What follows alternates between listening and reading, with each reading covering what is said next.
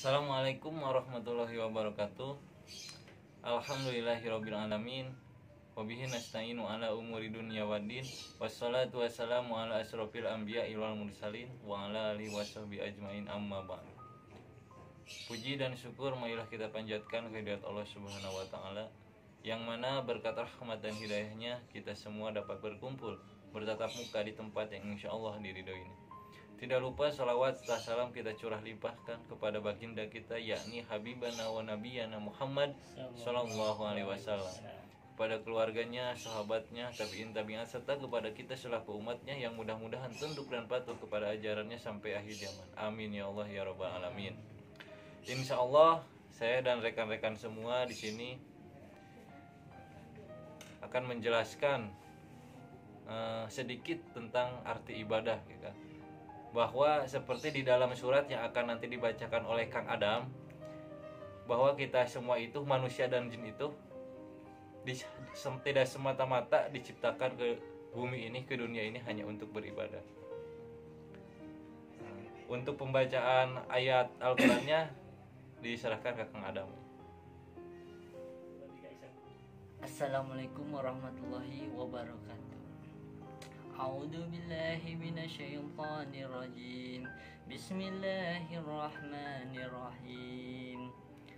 Wa ma khalaqtul jinna wal insa illa liya'budun. Dan artinya, dan aku tidak menciptakan jin dan manusia melainkan supaya mereka mengabdi kepadaku. Assalamualaikum warahmatullahi wabarakatuh. Terima kasih Kang Adam telah membacakan firman Allah. Suaranya sangat merdu sekali.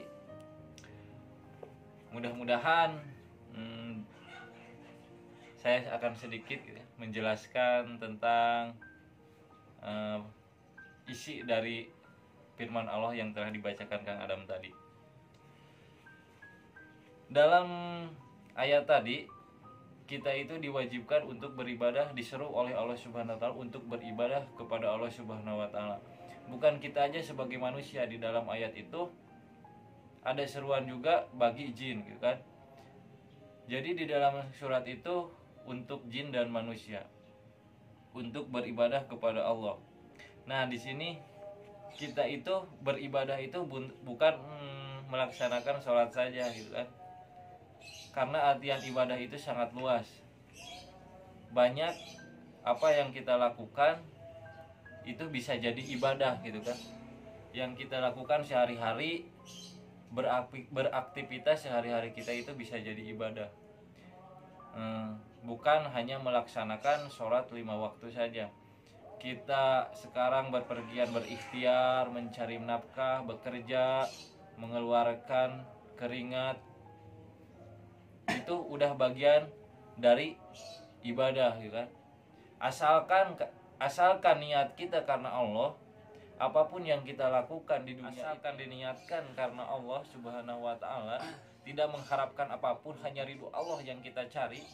Dengan kita berjalan, dengan kita tangan melakukan apapun itu, bahkan dengan kita berpikiran, dengan kita hati kita bersih kepada orang lain, tidak ada niat jahat, dan itu bisa jadi ibadah. Itu bisa jadi pahala di mata Allah Subhanahu wa taala. Iya, maaf Najis nih, saya motong, saya mau bertanya nih, kan tadi teh sholat itu kewajiban ya. Iya. Nah, jadi saya mau bertanya begini. Jadi sholat sama menafkahi. Nah, kan di situ tadi saya mendengar wajib mana gitu, menafkahi dan beribadah. Ibadah itu maksudnya saat yang lima waktu. Kalau masalah itu kan wajib, berarti sholat wajib, menafkahi wajib, berarti sama-sama wajib. Kalau masalah itu wajib, gak bisa kita membandingkan mana yang lebih wajib, mana yang lebih wajib. Kalau kata Allah, misalkan menafkahi itu wajib sama sholat itu wajib, berarti sama-sama hukumnya, gitu kan. Kalau kita melaksanakan kita dapat pahala, kalau kita meninggalkan kita akan mendapat dosa. Nah, kalau misalnya nih saya lebih mementingkan keluarga, terus ini di sholat itu kan, jadi dosanya gimana tuh? ya dosa tidak mengerjakan sholat. Kalau misalkan kita, karena kan itu kita menafkahi keluarga itu wajib, berarti kalau kita menafkahi keluarga berarti kita mendapat pahala dari menafkahi keluarga. Misalkan kalau kita lebih mementingkan, kalau kita misalkan lebih mendahulukan, misalkan kita sibuk mencari nafkah untuk keluarga kan, sampai-sampai kita lupa sholat, itu salah juga. Karena harus seimbang, karena kita mencari rezeki itu harus karena Allah. Kalau kita menafkahi keluarga, misalkan kita sampai meninggalkan sholat, di mana karena Allahnya gitu kan.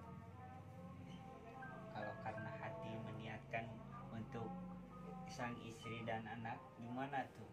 Kalau karena hati, ya karena hati ingin membahagiakan gitu. iya emang sih itu adalah niat yang baik gitu kan, datangnya dari Allah juga. Hati pemberian Allah, semua potensi yang ada di kita, baik mata, penglihatan, pendengaran sama hati, itu adalah datangnya dari Allah.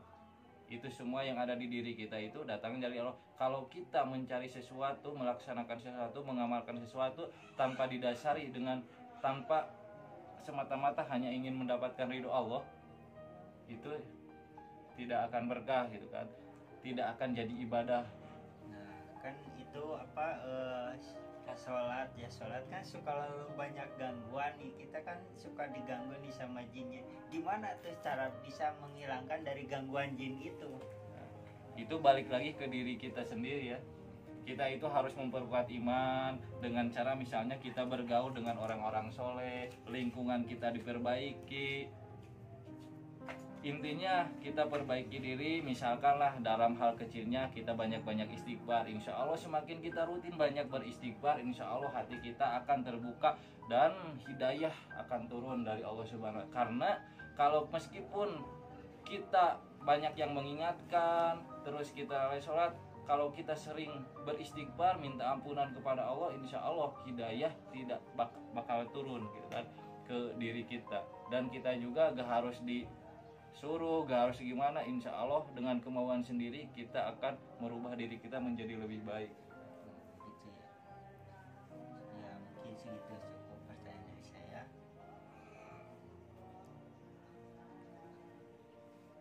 Udah segitu aja? Iya segitu aja cukup. Mungkin Alhamdulillah. kita lain waktu disambung lagi. Iya, Saya- sharing lagi ya. Ya, masih banyak pertanyaan-pertanyaan yang gitulah. Yang hanya ada part 2 lah. Kita di part 2 ya. Alhamdulillahirobbil alamin. Alhamdulillah, kita mungkin sedikit telah menerangkan gitu kan arti ibadah. Mungkin tadi kita sedikit berbincang-bincang dan menerangkan arti ibadah, sedikit arti ibadah dari surat Az-Zariyat ayat 56. Mudah-mudahan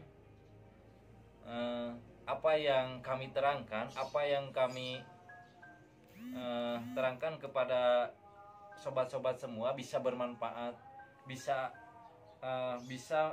menjadi tuntunan, bisa menjadi tuntunan bagi sobat-sobat semua. Mohon maaf sebelumnya bila ada salah kata dari saya,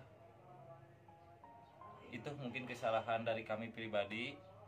Kalau yang benar mah yakin itu dari Allah Subhanahu wa Ta'ala. Kita tutup saja dengan doa, Rabbana atina fid dunya hasanah wa fil akhirati hasanah wa qina adzabannar. Assalamualaikum warahmatullahi wabarakatuh.